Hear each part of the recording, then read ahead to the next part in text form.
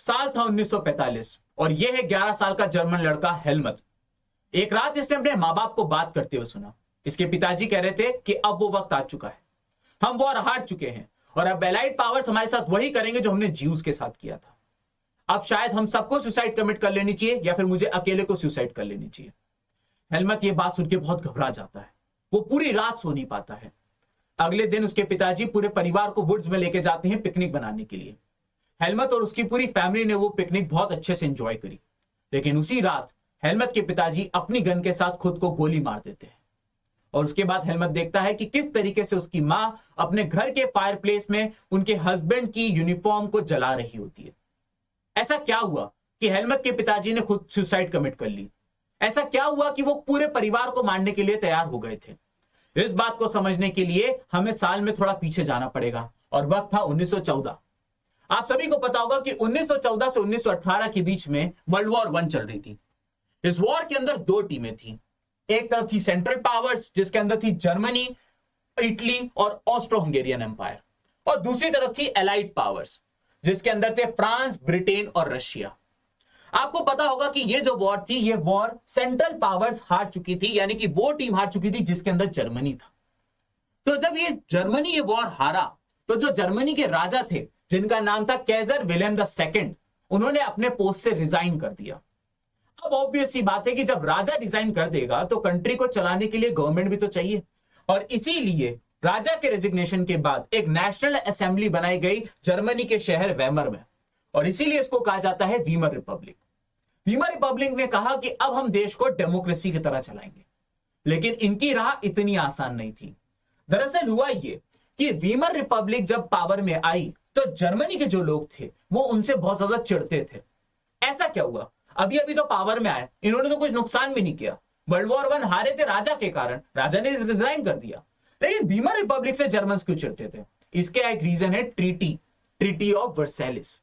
Basically हुआ क्या, जब वर्ल्ड वॉर 1 में जर्मनी हार गया तो जर्मनी और उसकी टीम के जितने भी मेंबर्स थे उनके ऊपर एक ट्रीटी थोपी गई जिसका नाम था ट्रीटी ऑफ वर्सैलिस। उनसे कहा गया ये जो 4 साल में नुकसान हुआ है, इस नुकसान की भरपाई तुम्हें और तुम्हारी टीम को करनी पड़ेगी। आइए जानते हैं ट्रीटी ऑफ वर्सैलिस में क्या क्या था। सबसे पहले जर्मनी की जितनी भी ओवरसीज कॉलोनीज थी, फॉर एग्जांपल ब्रिटेन ने इंडिया को अपनी ओवरसीज कॉलोनी बना रखा था। इंडिया ब्रिटेन का पार्ट नहीं था, लेकिन उन्होंने हमें कॉलोनी बना रखा था। उसी तरीके से जर्मनी भी बहुत सारी कॉलोनी बना चुका था दुनिया के अंदर, और उनको अपनी सारी ओवरसीज कॉलोनीज को छोड़ना पड़ा ट्रीटी ऑफ वर्सैलिस में। यही नहीं, इसके कारण जर्मनी की 1/10 पॉपुलेशन भी उनसे निकल गई। साथ ही साथ जर्मनी के जितने भी आयरन रिजर्व्स थे और जितने भी कोल रिजर्व्स थे, उनका 75% आयरन रिजर्व्स का, 26% कोल रिजर्व्स का जर्मनी को देना पड़ा फ्रांस, पोलैंड, डेनमार्क और लिथुआनिया को। ये वो कंट्री थी जो जीत गई थी वर्ल्ड वॉर 1। तो इन्होंने क्या करा, जर्मनी से डिमांड किया कि हमारा जो नुकसान हुआ है वो तुमको भरपाई करनी पड़ेगी, और तुम्हें आयरन अपनी कंट्री में जितना भी उसका 75% हमें देना पड़ेगा और कोल का 26% देना होगा। साथ ही साथ जर्मनी को 6 बिलियन यूरोस का कंपनसेशन भी देना पड़ा कैश, कि हमारा जो नुकसान हुआ उसकी भरपाई तुम करोगे। यही नहीं, जो जर्मनी के रिसोर्सेज रिच एरिया से जैसे कि राइनलैंड वगैरह हो गया, एलाइड आर्मीज ने उन पे भी कब्जा कर लिया था। तो जैसा कि आप देख सकते हैं कि जर्मनी के ऊपर कितना ज्यादा हार्श और ह्यूमिलिएटिंग पीस ट्रीटी थोपी गई थी, और ये हार्श और ह्यूमिलिएटिंग पीस ट्रीटी थोपने के कारण ही जर्मनी के जो लोग थे वो वीमर रिपब्लिक से चिढ़ते थे। उनका यह मानना था कि वीमर रिपब्लिक ने सरेंडर कर दिया, और वीमर रिपब्लिक चाहती तो वो ये पीस ट्रीटी को साइन करने से मना कर देती। इसलिए जर्मनी का आम आदमी जो था वो वीमर रिपब्लिक को ब्लेम करता था ये ट्रीटी ऑफ वर्सैलिस के ऊपर। इसके बाद क्या हुआ, इफेक्ट्स ऑफ द वॉर। चलिए ठीक है, वॉर खत्म हो गया, ट्रीटी ऑफ वर्सैलिस साइन कर ली जर्मनी ने, लेकिन इस वॉर के इफेक्ट जर्मनी और एज ए यूरोप पूरे कॉन्टिनेंट पे क्या हुआ, आइए उसको समझते हैं। सबसे पहली बात, यूरोप पहले जो कि एक ऐसा कॉन्टिनेंट हुआ करता था जो लोगों को उधार देता था, अब वो लोगों से उधार लेने लग गया था। इतना बर्बाद हो गया था यूरोप, क्योंकि पूरा यूरोप ही वॉर में इन्वॉल्व था ना। कुछ लोग एक टीम में थे तो दूसरे दूसरी टीम में थे। साथ ही साथ जो वीमर रिपब्लिक बनी थी, नई नई वीमर रिपब्लिक बनी थी जिनने जर्मनी को भी वॉर के बाद संभालने की कोशिश करी थी, उनको कंपनसेशन देना पड़ा। उस चीज की कीमत चुकानी पड़ी जो क्राइम उन्होंने कभी कमिट ही नहीं किया। इसके अलावा जो सोशलिस्ट, कैथोलिक्स और डेमोक्रेट्स है, जिन्होंने वीमर रिपब्लिक को सपोर्ट किया था और जिन्होंने राजा को फोर्स किया था कि तुम रेजिग्नेशन दो, उन लोगों को भी जर्मनी के लोग जो थे वो क्रिमिनल्स मानने लग गए और उनको नवंबर क्रिमिनल्स का टाइटल दिया गया। नवंबर क्रिमिनल्स। नवंबर क्रिमिनल्स क्यों? क्योंकि ट्रीटी ऑफ वर्सेलिस जो वीमर रिपब्लिक थी उन्होंने नवंबर में साइन करी थी, इसलिए जितने लोगों ने वीमर रिपब्लिक का साथ दिया था उन सभी को कहा गया नवंबर क्रिमिनल्स। साथ ही साथ वर्ल्ड वॉर 1 के बाद, क्योंकि ऑब्वियसली बात है कि वर्ल्ड वॉर तो खत्म हो गया, वीमर रिपब्लिक जो थी उन्होंने ट्रीटी साइन कर ली, तो जो जर्मन लोकल लोग थे उन लोगों ने क्या किया, आर्मी में जो लोग थे, जो सोल्जर्स थे, उनको ग्लोरीफाई करने लगे। उनसे कहने लगे कि असली मर्द तो तुम हो, तुम लोग इस देश के लिए जान दी, तुम लोगों ने दुश्मन से लड़े। और एक तरफ ये वीमर रिपब्लिक है, कमजोर कहीं के, दुश्मन के सामने घुटने टेक दिए, अपने देश के रिसोर्सेज दुश्मन को दे दिए। तो ये वाली बात यहां पे बताई गई है। साथ ही साथ पॉलिटिशियन और पब्लिसिस्ट जो थे, उन लोगों ने, जो जर्मन लोग थे, उनको इस बात को लेके प्रोवोक करना शुरू कर दिया, उनको उकसाना शुरू कर दिया कि आदमी को मस्क्यूलाइन होना चाहिए, उसको थोड़ा स्ट्रांग होना चाहिए, वीमर रिपब्लिक की तरह लूज नहीं होना चाहिए, फ्लेक्सिबल नहीं होना चाहिए। और साथ ही साथ वॉर प्रोपेगेंडा फैलाए गए। जो ट्रेंचेस लाइव हुआ करती थी उनको ग्लोरीफाई किया गया। ट्रेंच लाइफ क्या होती है? बेसिकली ट्रेंच लाइफ में होता यह था कि जो दुश्मन थे वो लोग बैटलफील्ड में क्या करते थे, ट्रेंचेस खोद लिया करते थे और उस ट्रेंचेस में सोल्जर्स छुप छुप के हमला करा करते थे। तो बेसिकली वो जो ट्रेंचेस लाइफ थी उसको ग्लोरीफाई किया जाता था। जो लोग सोल्जर्स थे वो कहते थे अरे मैं एक बार 2 महीने तक ट्रेंचेस में रहा था, किसी ने कहा मैं 3 महीने तक ट्रेंचेस में रहा था। लेकिन असल में जो ट्रेंच लाइफ थी वो बहुत ही ज्यादा खराब थी। कई बार वहां पे जो सोल्जर्स रहते थे वो अपनी खुद की गंदगी में उनको रहना पड़ता था। बारिश के मौसम उसमें पानी भर जाता था, कीचड़ हो जाता था। साथ ही साथ कई बार बड़े बड़े चूहे जो होते थे वो सोल्जर्स के हाथ पैर काटने लग जाते थे। तो ट्रेंचेस लाइफ को भी इस वॉर के बाद ग्लोरीफाई करने की कोशिश करी गई। फिर क्या हुआ? ऑब्वियस ही बात है, वीमर रिपब्लिक से लोग परेशान थे, लोग एक नया ऑल्टरनेट ढूंढना चाह रहे थे और इसीलिए हमारा जो अगला टॉपिक आ जाता है वो political radicalisation and economic crisis. देखिए सबसे पहली बात करते हैं, वीमर रिपब्लिक से लोग परेशान थे, तो फिर इसका नया ऑल्टरनेट निकल के आया, स्पार्टसिस लीग। स्पार्टसिस लीग जो था बेसिकली वो रशिया में हुए बोल्शेविक रिवॉल्यूशन से इंस्पायर्ड था। रशिया में भी एक कम्युनिस्ट पार्टी बनी थी बोल्शेविक, और उन्होंने कहा था कि नहीं अब हम रशिया को चेंज करेंगे।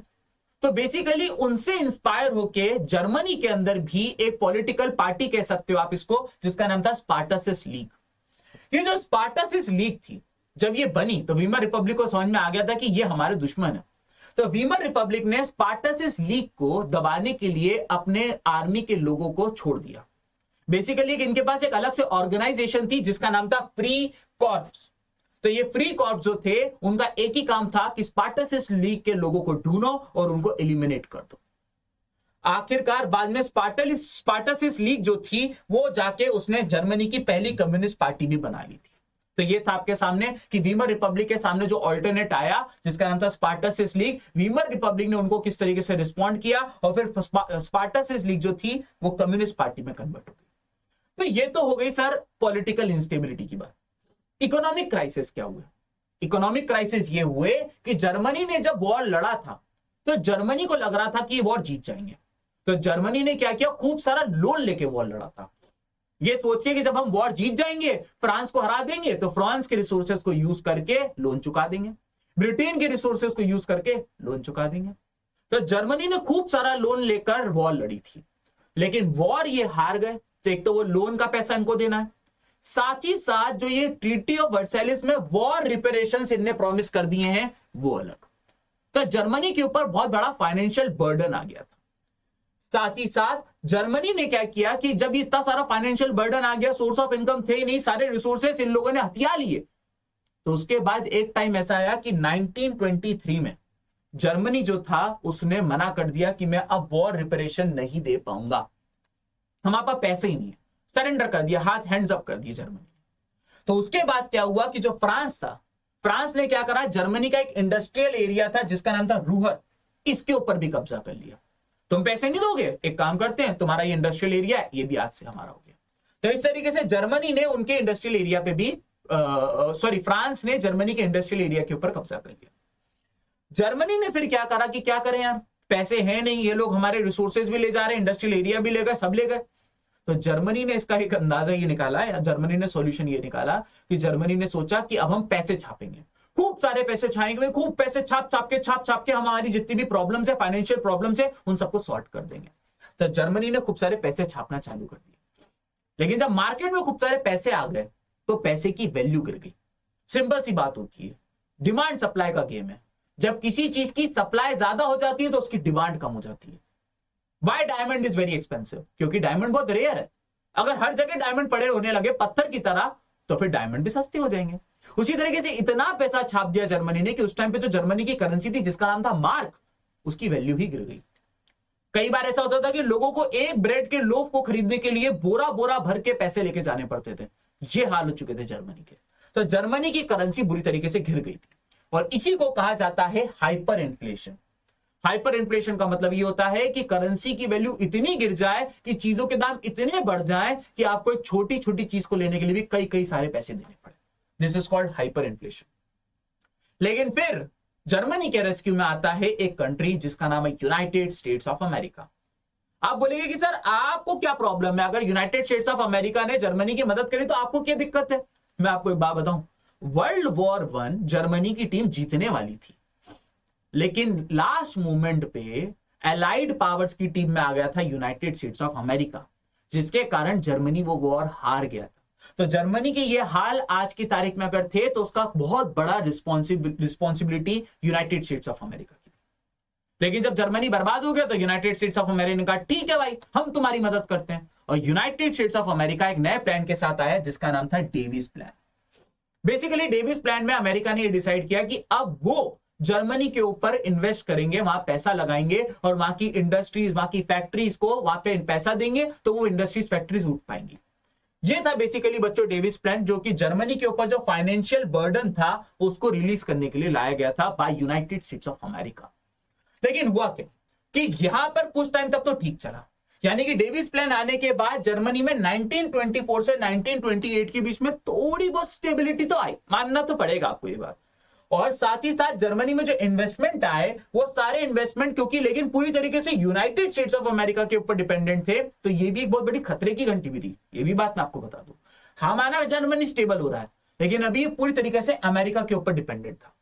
लेकिन तभी एक बात बहुत बड़ी हो गई और वो ये हो गया कि जर्मनी के ऊपर जो इन्वेस्ट कर रहा था यूनाइटेड स्टेट्स ऑफ अमेरिका, इनका स्टॉक मार्केट जिसे हम लोग वॉल स्ट्रीट जर्नल कहते हैं, वो स्टॉक मार्केट क्रैश कर गया। अब अमेरिका के पास खुद के पास पैसे नहीं थे, तो अमेरिका को जर्मनी में जो उसने इन्वेस्टमेंट करी थी वो इन्वेस्टमेंट खींचनी पड़ गई।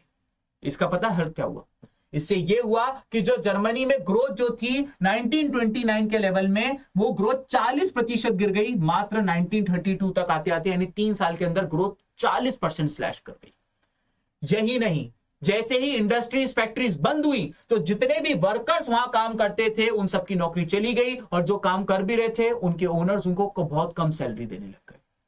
साथ ही साथ जर्मनी की स्ट्रीट के ऊपर वहां के जो मेन थे वो प्ले कार्ड लेके खड़े होने लग गए जिसपे लिखा रहता था willing to do any job, किसी भी जॉब को करने के लिए हम तैयार है, बस हमें कोई काम दे दो। इतने बुरे हाल हो गए थे जर्मनी के। यहां तक कि यह बात आ गई थी कि जब लोगों के पास काम ही नहीं था तो लोग सड़क किनारे बैठ के पत्ते खेलते थे, इवन वो क्राइम करते थे, लोगों को लूटते थे, किडनैपिंग करते थे। तो जर्मनी में क्राइम बढ़ने लगा। यही नहीं, इससे जर्मनी में एक और सिचुएशन को राइज हुआ जिसका नाम होता है प्रोलेटेरियनाइजेशन। प्रोनाउंसिएशन अगर गलत हो तो मुझे माफ करिएगा, लेकिन इस वर्ड का मतलब यह होता है कि जब एक हायर क्लास या मिडिल क्लास के लोग जो हैं वो इम्पवरिश हो जाएं, वो लोग पुअर हो जाएं और उनकी कंडीशन वर्किंग क्लास के लोगों के बराबर हो जाए। तो जर्मनी में यह हाल हो गए कि जो ऊपर की क्लास के लोग थे उनके हालात वर्किंग क्लास के बराबर हो गए। इसके बाद यह हुआ कि जो वीमर कॉन्स्टिट्यूशन था उनकी भी एक प्रॉब्लम चल रही थी। पहले ही लोग इनको पसंद नहीं करते थे, ऊपर से फिर थोड़ी बहुत स्टेबिलिटी आई, लेकिन जैसे ही स्टेबिलिटी हो रहे थे अमेरिका का वॉल स्ट्रीट जर्नल क्रैश कर गया और वापस से हाल बुरे हो गए। यही नहीं, वीमर कॉन्स्टिट्यूशन के अंदर ही बहुत सारे ऐसे लोग थे जो अब वीमर रिपब्लिक से ना संतुष्ट थे। तो इसके कारण ये सारी जो सिचुएशन बनी, इन सारी सिचुएशन के कारण जर्मनी में एक डिक्टेटरशिप की भावना जनने लगी। लोगों को लगने लगा कि वीमर रिपब्लिक बहुत वीक गवर्नमेंट है, इसकी जगह हमें एक स्ट्रॉन्ग लीडरशिप की जरूरत है, एक ऐसे इंसान की जरूरत है जो पूरी कंट्री को अच्छे से दम से चला सके और दुश्मन की आंखों में आंखें डाल के कह सके कि अब हम तुमको बताते हैं कि हम जर्मन हैं। और इसके बाद जर्मनी में एक ऐसे इंसान के हाथ में पावर आई जिसने दुनिया पलट दी, जिसने कई सारे लोगों को मारा, जिसके कारण दुनिया 6 साल तक वॉर में उलझी रही, और वो था एडोल्फ हिटलर, जिसके बारे में हम पार्ट 2 में पढ़ेंगे। तो अगर आपको ये वाला पार्ट अच्छा लगा हो तो इसे लाइक, शेयर और सब्सक्राइब जरूर करिएगा। कुछ दिनों के अंदर मैं इस चैप्टर का पार्ट 2 भी लेकर आऊंगा, तो आप कोशिश करिएगा कि वो पार्ट 2 जरूर देखिएगा। तो बच्चों, till next time, let's crack it.